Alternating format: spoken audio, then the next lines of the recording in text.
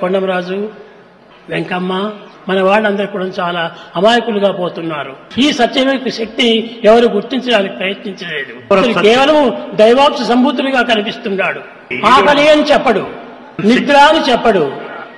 ఈ ఆకలి తప్పులు రెండూ లేకుండా, నిద్రాహారం లేకుండా కాలం గడుపుతూ వస్తున్నాడు. నేను రాత్రి పండుకుంటే కొండమరాజు లేచి మెత్తగా నా దగ్గరికి వచ్చేసేసి ముక్కు దగ్గర ఏలు పెట్టి చూసేటువంటి వాడు.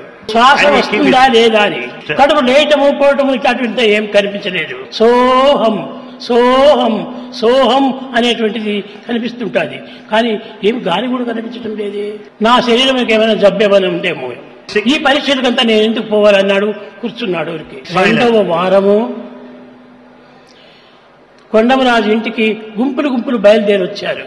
ఎందుకు అక్కడ కొండమరాజు ఇంటికి పోతున్నారు మీరు అని ఎవరైనా ప్రశ్నిస్తే, ఆ కొండమరాజు ఇంట్లో ఒక పిల్లవాడు ఉన్నాడట, వాడు మనముడు ఉన్నాడట, వాడు దైవశక్తిగా కనిపిస్తున్నాడు, మాకందరికీ కల్లో వచ్చాడు, మాకందరికీ కల్లో చెప్పాడు అని అందరూ చెప్పుకుంటూ మాట్లాడుకుంటూ కొండమరాజు ఇంటికి వచ్చారు. హాలిడేస్ వచ్చింది. మరి శేషమరాజు పుట్టపర్తికి వచ్చాడు. ఆయనకు కూడా చాలా డౌట్ వచ్చేసేసింది. కొండమరాజుతో పోట్లాడి మన ఇంటి దగ్గరికి ఎవరికి రానికుండా చూసుకోమని చెప్పాడు. ఆనాటి పరిస్థితి లోపల చదువుకున్నటువంటి వారంటే చాలా గొప్ప కీర్తి పోషించేటువంటి వారు. అప్పుడు ఈయన ట్రైనింగ్ అయిపోయి వచ్చాడు. టీచర్ ట్రైనింగ్ అంతే. ఆ శేషమరాజు అంటే గొప్ప చదివేని భావించుకుంటూ వచ్చారు పల్లెల వాళ్ళు. అప్పుడు ఆయన వచ్చి చెప్పాడు కొండమరాజుతో, తాత నువ్వు ఈ అబ్బాయికి ఎవరిని దగ్గర చేర్చనివ్వకు, ఇది ఏదో పిచ్చి మాదిరి పోతూ ఉంటున్నది. దీనికి ఒక హిస్టీరియా అని పేరు పెట్టాడు ఆయన. హిస్టీరియా అంటే భ్రమణ పోయినట్టుగా పోతుంటాడు, దైవశక్తి కాదు, ఏ యొక్క శక్తి కూడా కాదు అని ఈ విధంగా హాస్యం చేస్తూ వచ్చాడు. ఈ విధంగా చేస్తూ చేస్తూ వచ్చే కొద్దికి దినదినానికి పెరుగుతూ వచ్చింది ఈ మహత్యం. అందరూ బండ్లు కట్టుకొని వచ్చేటువంటి వాళ్ళు, అంతా బండ్లు నుంచేటువంటిది. దయ్యాలు భూతాలు అని కూడా ఓరుగోరు దయం పట్టిందని ఓరుగోరు పోటాడుకోవటం, అరుచుకోవటము, కొట్టుకోవటము ఈ రకంగా జరిగింది. కనుక ఇది ఇంక సాధ్యం కాదన్నారు. ఎవరో కదిరి దగ్గర ఒక పిచ్చిని పోగొట్టేటువంటి వాడు ఒకడు ఉన్నాడు అని చెప్పారు. అప్పుడు నన్ను ఒక బండి కట్టి బండి లోపల వెంకమ్మ కూర్చోబెట్టుకుని అక్కడికి తీసుకెళ్లారు. వెంకమ్మ ఒక నిమిషం కూడా నన్ను వదిలేటువంటిది కాదు. ఆ కదిరి దగ్గరికి తీసుకుని పోయారు. అక్కడ ఒక పెద్ద తాగుబోతు, వాడు ఊరికి తాగి పడిపోతుంటాడు. ఈ పిల్లవాడికి పిచ్చి పట్టింది, ఈ పిచ్చిని నేను వదిలిపెడతాను అని చెప్పి కావలసినట్టుగా కొట్టాడు. దేహమంతా బొజ్జలు అనగా గుండు కొట్టాయి. ఇంకా ఏమాత్రం సాధ్యం కాదనుకున్నాడు. ఒక పాయిజన్ విషం తెచ్చి కన్నుల్లో వేశాడు. ఈ కన్నుల మంటకైనా కూడాను తాను అంగీకరిస్తాడేమనుకొని తాను చేశాడు. నేను సాయంకాలమే వెంకమ్మ దగ్గరికి పోయి పేడ తీసుకుని వచ్చి పేడ రసం తీసి ఈ కంట్లో పోయమని చెప్పాను. అది ఒక రాత్రి పోసింది. 2వ దినకే కన్నులు తెల్లగా అయిపోయాయి. ఈ విధంగా ఎంత కఠినమైనటువంటి శిక్షలు ఇచ్చినప్పటికీ దానికి తగినటువంటి ఒక పరిహారం నేను ఆమెతో చెప్పి చేయించుకుంటూ వచ్చాను. ఇది సాధ్యం కాదని తల బాగా నున్నగా కొరిగించారు. ఇటు అటు ఇటు అటు అటు కోతలు కోసాడు గత్తితో. తలంతా రక్తం కారుతుండాలి. రక్తం కారుతమే కాకుండా పుండు మాదిరి కనిపిస్తుండాలి. ఆయన 10 అడుగులు కింద పెట్టి కూర్చోబెట్టి పైన నుంచి దోని లోపల నీళ్లు పోసేటువంటి వారు. ఆ వాటర్ అంతా దీనిపైన పోస్తుంటే అది పొక్కు కట్టేటువంటిది కాదు, ఇంకా బాగా విచ్చుకునేటువంటిది. ఇది కూడా ఇంకా సాధ్యం కాదన్నాడు. ఆ తలపైన నిమ్మకాయలు కోసి నిమ్మరసం పోసి బాగా తిక్కుతూ వచ్చాడు. ఆ విధంగా పోస్తూ వచ్చేప్పటికి ఈ బాధను చూడలేకపోయింది వెంకమ్మ. ఏదో రాత్రి ఏదో ఒక బండి వాడిని మాట్లాడుకొని ఆ బండిలో నన్ను పడేసుకొని తిరిగి పుట్టబర్తికి వచ్చింది. సరే ఏం చేసినా కానీ సాధ్యం కాదని చెప్పినని ఇంకా అట్టే పడిపోని అని విడిచిపెట్టారు. ఈ పనిలో పెడితే చదువు ఏమాత్రమో నేర్చుకోలేడని ఈ పిల్లవాడి యొక్క అన్న శేషమరాజు పులవకొండకు తీసుకుని పోయాడు. ఈ బ్రదర్ యొక్క ఫ్రెండ్ రామరాజు అనేటువంటి ఆయన ఉడిపికి తీసుకెళ్లాడు. ఈ యొక్క హాలిడేస్ లోపల మహాబలిపురం కూడా పోయారు. బళ్ళారు తీసుకుని పోయి అక్కడి నుంచి కూడాను భగవద్ దర్శనం చేయించాలని లోపల విరూపాక్ష దేవాలయానికి వెళ్ళాడు. విరూపాక్ష దేవాలయంలో అభిషేకం జరుగుతూ ఉండాలి. కానీ అభిషేక సమయం లోపల విరూపాక్షుడు ఎక్కడికి ఎవరికి కనిపించలేదు. ఆ గర్భగుడి లోపల ఈ పిల్లవాడు తిరుగుతూ ఉన్నట్టుగా కనిపించాడు. ఈ శేషమరాజు కోపం వచ్చింది. వీరంతా చాలా అతిగా ప్రసంగం చేస్తున్నాడు, దేవాలయంలో పిల్లల్ని ప్రవేశించడము చాలా పద్ధతి కాదు కదా, కనుక వీటిని బయట పంపించాలా అని తన కోపం వచ్చింది. హంపి విరూపాక్షుడు కనిపించాడు అక్కడ. మరి సామాన్ దగ్గర ఎవరున్నారో చూస్తామని సామాన్ దగ్గర చూడటానికి వచ్చాడు.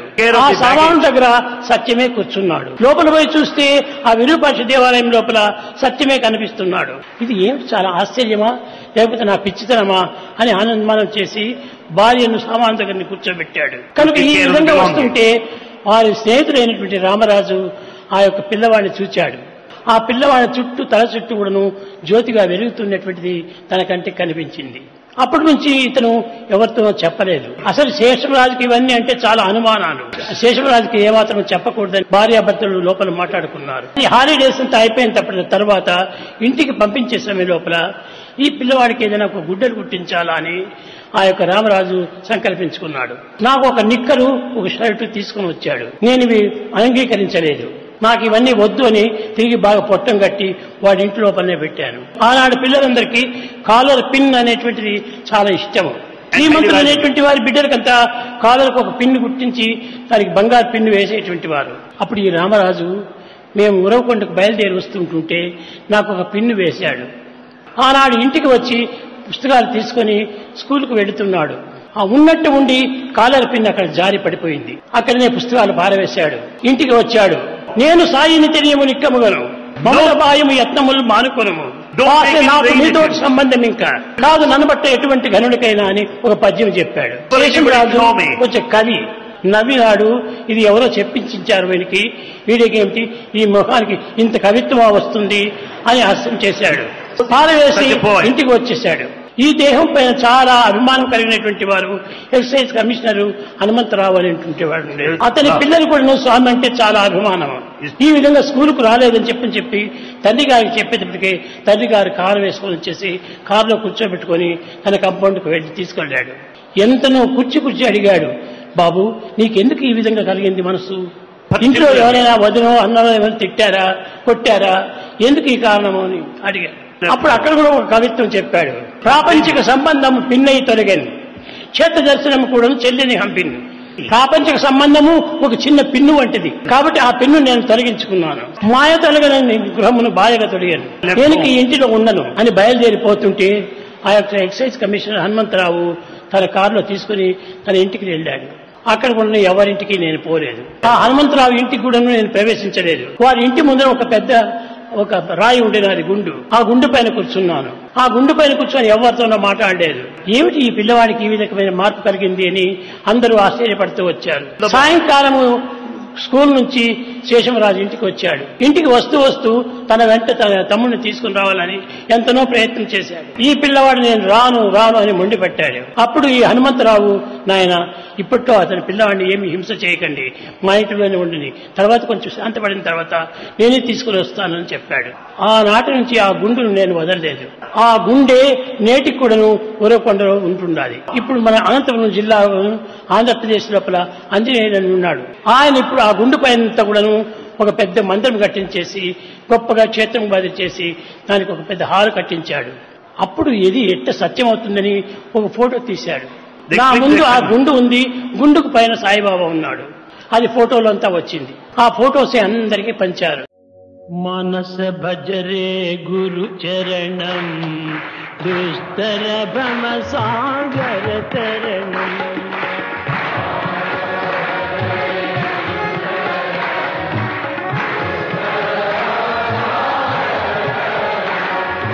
మానస భజరే గురు చరణం దుస్తర భవ